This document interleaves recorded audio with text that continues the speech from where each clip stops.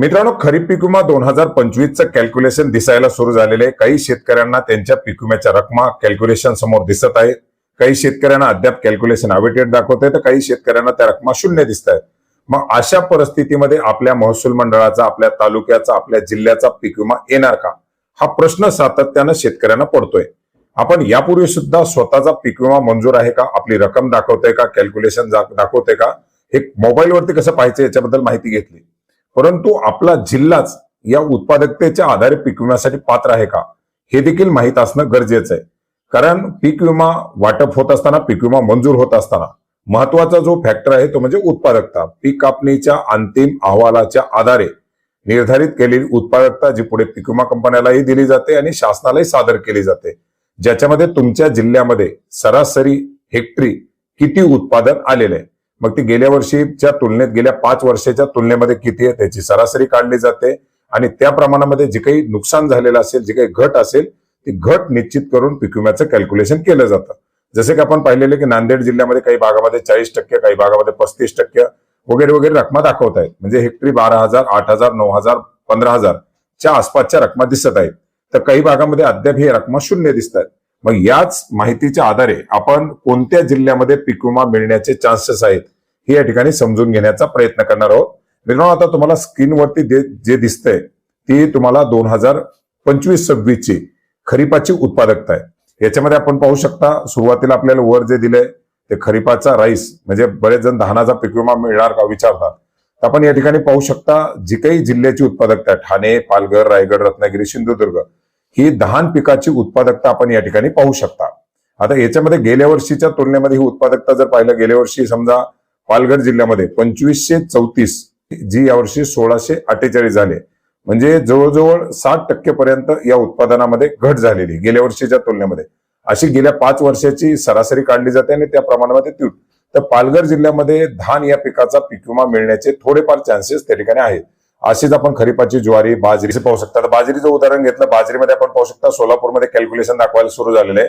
401 kilo प्रति hectare या ठिकाणी दाखवलं जात आहे. जे आता बाजरीचं आपण गेल्या वर्षी जर पाहिलं तर सोलापूरमध्ये गेल्या वर्षी 677 किलो प्रति हेक्टर अशा प्रकारची उत्पादकता होती. म्हणजे गेल्या वर्षीच्या तुलनेमध्ये सुद्धा बऱ्याच मोठ्या प्रमाणात घट आली. असेच इतरही जिल्हे आपण पाहू शकता, लातूरमध्ये बाजरीचं उत्पादन घटलेले, खाली नांदेडमध्ये घटलेले, असे बरेच सारे जिल्हे ज्या ज्या जिल्ह्यामध्ये उत्पादकता घटलेली आहे.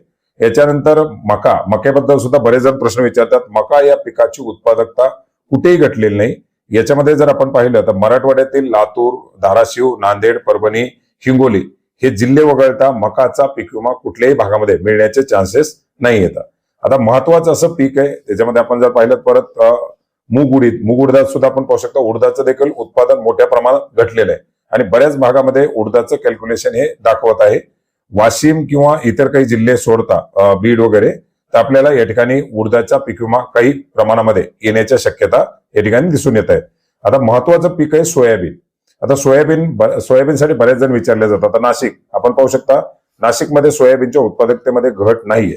गेल्या वर्षीचं नाशिकचं सोयाबीनचं उत्पादन आणि या वर्षीचं सोयाबीनचं उत्पादक याच्यामध्ये एवढा काही डिफरन्स नाही. आपण गेल्या वर्षी पाहू शकता नाशिकमध्ये 2000 किलो प्रति हेक्टर म्हणजे 20 क्विंटल प्रति हेक्टर होतं, ते साधारणपणे आता 16 क्विंटल पर्यंत गेलेली आहे. धुळे, नंदुरबार, आता नंदुरबारचं आपण पाहू शकता 1007 किलो आणि गेल्या वर्षी नंदुरबारमध्ये हेच 1188 किलो. म्हणजे खानदेशामध्ये सोयाबीनचं कुठेही उत्पादनामध्ये घट या ठिकाणी दाखवण्यात आलेली नाही. आता त्याच्यानंतर अहिल्यानगरमध्ये उत्पादनात मोठ्या प्रमाणात घट आहे. पुण्यामध्ये उत्पादनामध्ये कुठल्याही प्रकारची घट नाही.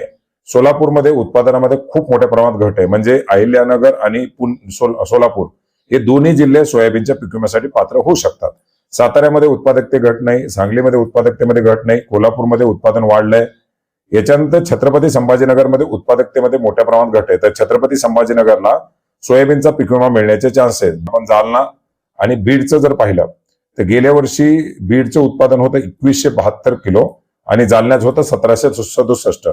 त्या प्रमाणामध्ये आपण पाहू शकता जालन्यामध्ये थोडीशी घट दिसून येत आहे. लातूरमध्ये 1236, जे गेल्या वर्षीच्या तुलनेमध्ये जवळजवळ निम्म उत्पादन झालेलं आहे. याच्यानंतर धाराशिवमध्ये उत्पादनामध्ये घट आहे. नांदेडमध्ये खूप मोठ्या प्रमाणात घट आहे. नांदेडचं गेल्या वर्षीचं उत्पादन किंवा गेल्या 5 वर्षाची उत्पादकता या प्रमाणामध्ये नांदेडमध्ये सोयाबीनचं खूप मोठ्या प्रमाणात घट दाखवलंय. परभणीमध्ये उत्पादनामध्ये घट आहे. हिंगोलीमध्ये थोड्या प्रमाणात, परभणीमध्ये आपण पाहू शकता हिंगोलीमध्ये 755, जे गेल्या वर्षीच्या तुलनेमध्ये जवळजवळ निम्म उत्पादन झालेलं आहे. आता याच्यानंतर मोठी घट आहे ती म्हणजे बुलढाण्यामध्ये सुद्धा जवळजवळ उत्पादन निम्म्यानं झालेलं आहे.